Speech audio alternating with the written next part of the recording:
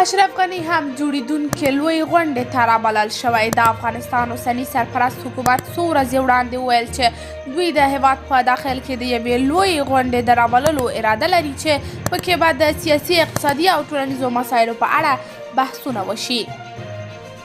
د حکومت بیان رسنیو ته ویلي ول چې یوه لویه غونډه جوړوو، خو غونډې ته یې د لویې جرګې نوم ورنه کړ او نه یې هم د وخت په اړه معلومات ورکړي. اوس په مسکو کې د اوسني حکومت سفیر ویلي چې دغه جوړېدونکې غونډې ته پخوانی ولسمشر اشرف غني هم رابلل شوی دی. بلخوا له دې ډېرې مودې راهیسې داسې اوازې خپرېږي چې ګواکې اشرف غني غواړي چې هېواد ته ستون شي او د حاکم نظام سره په رسمیت پیژندنه، د نظام پیاوړتیا، اقتصاد او د مرستو په راجلبولو کې مرسته وکړي. همداراز حمدالله محب هم ویلي چې اوسنی نظام دی له ټولو اړخونو سره بحثونه وکړي او یو ټول ګډونه نظام دی رامنځته کړي.